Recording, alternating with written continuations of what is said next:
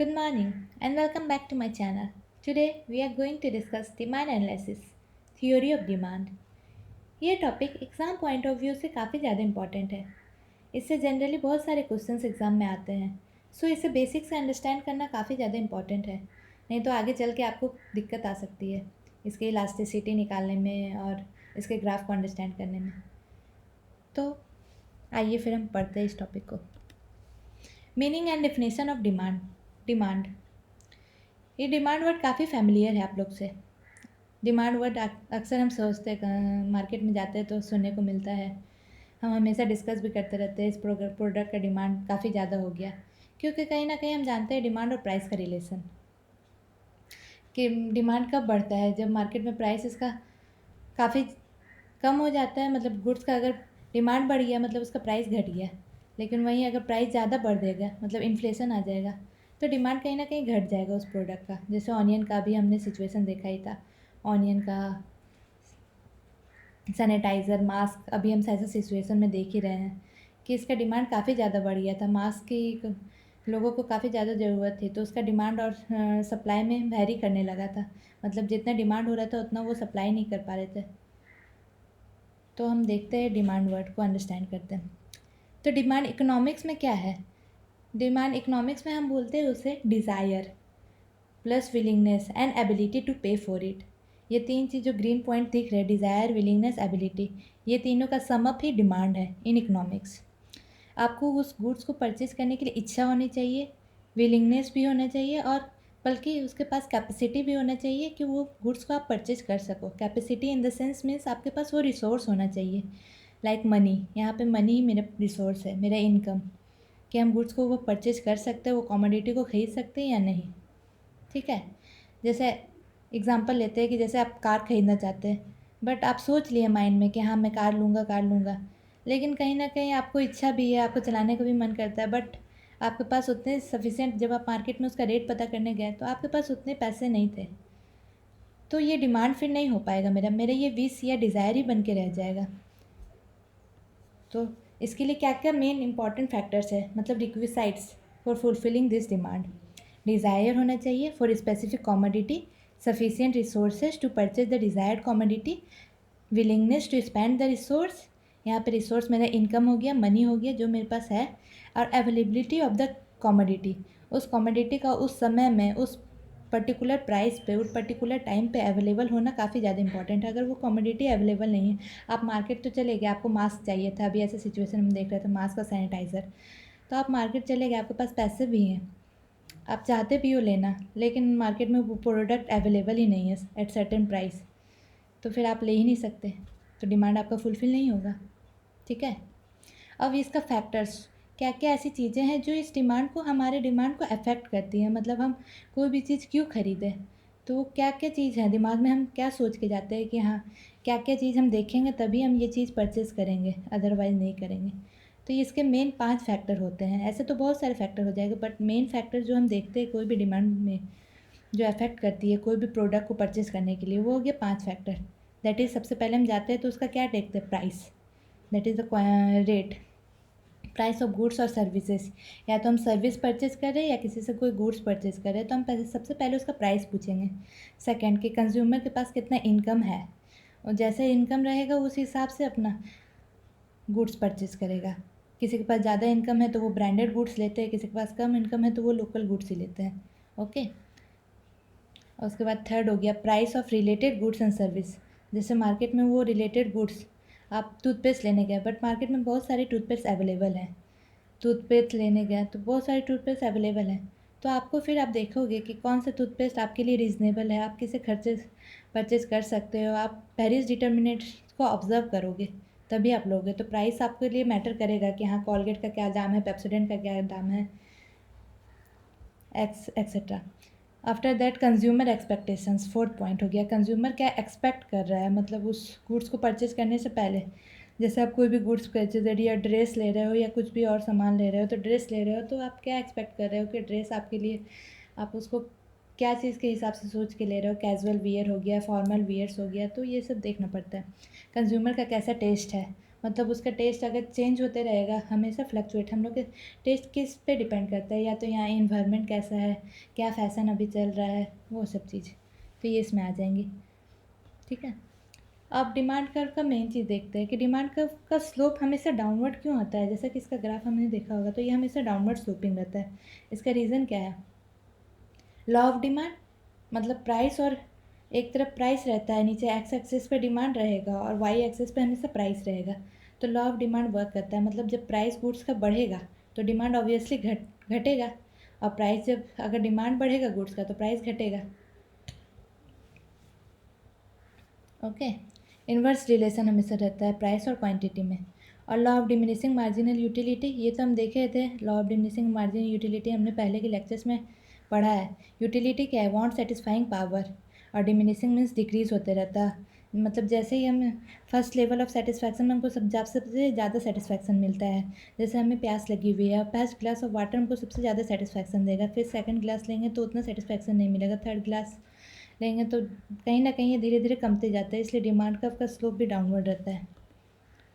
Income effect, consumer का कैसा income level है, उसका पर्सनल रियल इनकम कैसे नापते हैं। जब वो टैक्स वैक्स पे करने के बाद उसके पास जितना इनकम बच जाता है तो वो हो गया रियल उसका इनकम, रियल इनकम बोलते हैं वो उसको। तो रियल इनकम होता है कि जब अगर वो कुछ भी परचेज़ करने जा रहा है, अगर रियल इनकम उसका ज़्यादा है तो ज़्यादा कमोडिटी परचेज़ करेगा, कम है तो कम इनकम। तो ये डिमांड कर्व को कहीं ना कहीं अफेक्ट करता है क्वांटिटी पे। Different uses of the commodity, एक कमोडिटी है उसका वेरियस यूजेस है, तो वो कहीं ना कहीं वो भी अफेक्ट करता है डिमांड कर्व में। अल्टरनेटिव यूजेज, जिस कमोडिटी का ज़्यादा यूज रहेगा उसका ज़्यादा डिमांड रहेगा मार्केट में, और जो कमोडिटी को सिर्फ हम पर्टिकुलर कोई काम करने के लिए यूज़ कर सकते हैं तो उसका डिमांड कहीं ना कहीं घटेगा। तो ये सब फैक्टर्स आ जाते हैं। सब्स्टिट्यूशन इफेक्ट, सब्स्टिट्यूट इफेक्ट क्यों बोलता है? जब मार्केट में दो गुड्स, रिलेटेड गुड्स अवेलेबल हो, relative price of substitute goods, मतलब एक गुड्स के अलावा दूसरे गुड्स उस जगह पे हम यूज़ कर सकते हैं, लाइक टी एंड कॉफ़ी। तो अगर हमको टी अवेलेबल नहीं है, टी का दाम ज़्यादा है मेरे लिए, तो हम कॉफ़ी परचेज़ कर लेंगे मार्केट से, वो दोनों सब्स्टिट्यूट गुड्स हो गए। Coca Cola, Pepsi, Mirinda, Mountain Dew, ये सब आ जाएंगे एक जैसे आइडेंटिटी सब्स्टिट्यूट गुड्स में। मतलब एक नहीं मिला, अगर एक का दाम ज़्यादा है तो हम दूसरे गुड मूव ऑन कर जाएंगे। ठीक है, साइज़ ऑफ कंज्यूमर गुड्स, कहीं ना कहीं ये भी डिमांड कर्व के डाउनवर्ड स्लोपिंग में अफेक्ट करता है। अगर ज़्यादा कंज्यूमर्स उस गुड्स को परचेज लेंगे तो डिमांड ज़्यादा होगा, तो कर्व शिफ्ट करेगा और डाउनवर्ड स्लोपिंग बढ़ेगा। लेकिन अगर कंज्यूमर ग्रुप्स कम रहेंगे तो कर्व स्लोपिंग कम रहेगा। यही हो गया डिमांड कर्व्स। डिमांड शेड्यूल्स और डिमांड कर्व्स क्या होता है? डिमांड शेड्यूल्स मतलब हो जाएगा, शेड्यूल मतलब टेबुलर प्रेजेंटेशन, जब कोई भी चीज़ को हम सिर्फ टेबल के फॉर्म में प्रेजेंट करते हैं। जैसे प्राइस और क्वांटिटी का रिलेशन हम दिखा दिए टेबुलर फॉर्म में। जैसे प्राइस अभी 10 रुपये है तो क्वांटिटी है 20, प्राइस घट के हो गया 5 रुपया तो क्वांटिटी सही ना 40 हो जाएगा, मतलब डबल हो जाएगा। लेकिन यहाँ डिमांड, और जब डिमांड कर्व क्या हो जाएगा, जब हम उसी को ग्राफिकली प्रेजेंट कर देंगे, ग्राफ के फॉर्म में हम उस रिलेशन को दिखा देंगे, तो वो हो जाएगा मेरे लिए डिमांड कर्व। जैसे ये इसमें हम देख रहे हैं अच्छे से, ये इसमें आपको समझ में आ जाएगा, जो भी मैंने उधर बताया है, एक बार इस ग्राफ को देख लीजिए। डिमांड कर्व तो ग्राफिकली उसको हम रिप्रेजेंट कर रहे हैं ना, जैसे यहाँ पे हो गया प्राइस और यहाँ क्वांटिटी डिमांडेड, तो ये हो गया। और यहाँ पे हो गया डिमांड शेड्यूल, शेड्यूल में जब टेबुलर फॉर्म में जैसे प्राइस डिक्रीज होते जा रहा है तो क्वांटिटी इंक्रीज होते जा रहा है। 5 था फिर 4 हो गया तो 10 से 20 हो गया, 4 से 3 हुआ तो 20 से 30 हो गया। तो मतलब जैसे जैसे प्राइस घट रहा है तो ये इन्वर्स रिलेशन को शो कर रहा है प्राइस और क्वांटिटी डिमांडेड में, तो that's why downward sloping curve. ये रीज़न भी समझ में आ गया। अब मार्केट डिमांड, जब वो सिंगल प्रोडक्ट के लिए था, मतलब सिंगल कंज्यूमर के लिए हो जाएगा, तो वो ये हो जाएगा इंडिविजुअल डिमांड। और ये मार्केट डिमांड जब बहुत सारा कंज्यूमर को एक साथ मिला के हम देखेंगे एज ए होल के बेसिस में, तो ये हो जाएगा मार्केट डिमांड शेड्यूल और कर्व। ये मार्केट डिमांड शेड्यूल हो गया, मतलब टेबुलर प्रेजेंटेशन, या ये कर्व हो गया। सॉरी ये थोड़ा कर्व आपको हेजी लग रहा होगा, बट मैं जो बताना चाह रही हूँ उसमें आपको इतना ये देखने की ज़रूरत नहीं है, थोड़ा थोड़ा तो समझ में आ रहा है, तो आप समझ सकते हैं। कर्व मेनली मैं बताना चाह रही हूँ कि शेड्यूल और कर्व का क्या डिफरेंस होता है। शेड्यूल मतलब टेबुलर प्रेजेंटेशन, टेबुलर फॉर्म में प्रेजेंट करना, और कर्व का मतलब हो जाएगा उसको ग्राफिकल फॉर्म में प्रेजेंट करना। ठीक है, अब ये हो गया, ये ग्राफिकल फॉर्म में प्रेजेंट है। ये इंडिविजुअल डिमांड कर्व्स हो गया, ए हो गया, बी हो गया, सी हो गया। लेकिन अगर वही हम देख रहे हैं तो ए बी सी को जब मिला दिए तो ये मार्केट डिमांड कर्व बन गया। ये कर्व क्यों है? क्योंकि ये ग्राफिकल प्रेजेंटेशन, इसे इसको कर्व बोल रहे हैं हम। Change in quantity demanded. अब ये क्यों चेंज इन होता है, क्वांटिटी डिमांडेड में चेंज क्यों आता है? जब हम गुड का प्राइस चेंज करेंगे तो क्वांटिटी डिमांडेड चेंज होगा ही। जैसे हो गया movement along the demand curve के अलोंग में ही मूवमेंट होगा, मतलब आइदर डाउनवर्ड मूवमेंट या तो अपवर्ड मूवमेंट हो जाएगा। एक्सपेंसन, डाउनवर्ड मूवमेंट हो गया, अगर डाउनवर्ड मूवमेंट होगा तो एक्सपेंसन हो गया, कॉन्ट्रैक्शन हो गया, अगर contraction due to increase, contract कर रहा है तो मतलब ड्यू टू इंक्रीज। ये हम नेक्स्ट स्लाइड में अच्छे से समझ में आएगा जब आप ग्राफिकली देखोगे। यहाँ पे मैं चार्ट के थ्रू समझा दिया, बट यहाँ देखो आप तो आपको क्लियरली अंडरस्टैंड होगा कॉन्ट्रैक्शन और एक्सटेंशन ऑफ डिमांड। तो ये हो गया चेंज इन क्वांटिटी डिमांडेड, ये प्राइस के कारण चेंज होता है, मतलब ये क्वांटिटी डिमांडेड है एक्स एक्सिस पे और प्राइस है वाई एक्सिस पे। तो यहाँ ये जो ग्राफ आप देख रहे हो, ये ग्राफ आपको दिख रहा होगा डी और डी हैज़ में कॉन्ट्रैक्शन ऑफ डिमांड, मतलब यहाँ पे एक पॉइंट लिए पी पे प्राइस पे और क्वांटिटी है क्यू। जब हो गया, जब प्राइस पी से P1 पे आया तो क्वांटिटी डिमांडेड क्यू से Q1 हो गया, मतलब बढ़ गया क्वांटिटी डिमांड, तो ये एक्सटेंड हो गया, तो ये डाउनवर्ड मूवमेंट है। तो ये क्वांटिटी का एक्सटेंशन हुआ तो डिमांड का एक्सटेंशन, ये एक्सटेंशन बोलेंगे। और ये मूवमेंट एलॉन्ग द कर्व ही हो रहा है। क्यों ऐसा हो रहा है? क्योंकि एक फैक्टर में ही चेंज आ रहा है, प्राइस में सिर्फ चेंज आ रहा है, तो ये इसलिए हो गया मूवमेंट अलोंग द कर्व। अब जब P से P2 प्राइस बढ़ गया तो क्वांटिटी जरूर घर कम जाएगा। जैसे दाम कोई भी चीज़ का, चीनी का दाम बढ़ गया मार्केट में तो आप कम क्वांटिटी परचेज़ करोगे। आप परचेज़ करना छोड़ ही तो नहीं दोगे आप, लेकिन कम क्वांटिटी में परचेज़, क्योंकि चीनी हम सब यूज़ करते हैं। तो चीनी का दाम कम हो गया तो फिर हम क्वांटिटी उसका कम कर देंगे। चीनी का दाम कम हो जाएगा तो क्वांटिटी बढ़ा देंगे, लेकिन जब दाम ज़्यादा हो जाएगा तो क्वांटिटी कम कर देंगे। तो क्वांटिटी कम करेंगे तो कॉन्ट्रैक्शन हो जाएगा, मतलब ये अपवर्ड मूवमेंट है। कॉन्ट्रैक्शन में मतलब वो हो जाएगा कि जब कम कर रहे तो वो अपवर्ड मूवमेंट हो गया, और एक्सटेंशन मतलब जब क्वांटिटी उसका हम परचेज करने ज़्यादा कर दे रहे तो एक्सटेंशन ऑफ डिमांड हो गया। अब increase and decrease in demand कब, ये क्यों होता है? इंक्रीज़ होता है और डिक्रीज़ होता है जब होता है डिमांड में होता है, और एक्सटेंशन और कॉन्ट्रैक्शन होता है क्वांटिटी डिमांडेड में।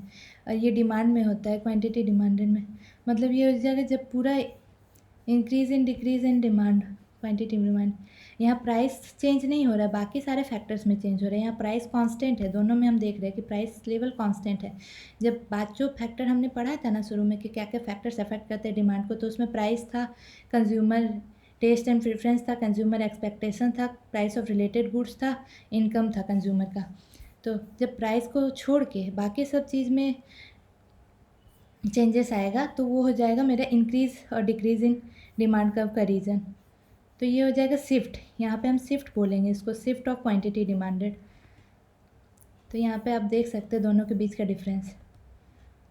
आई थिंक ये स्लाइड काफ़ी लंबी हो रही है, तो ये डिफरेंस मैं नेक्स्ट लेक्चर में आप लोग को एक्सप्लेन कर दूँगी, नहीं तो आज ओवर हो जाएगा। ओके, तो सारे स्लाइड्स आप डाउनलोड करके आप खुद से एक बार देख सकते हो। Okay, if you like this video then give it a thumbs up and subscribe the channel. Okay, thank you all.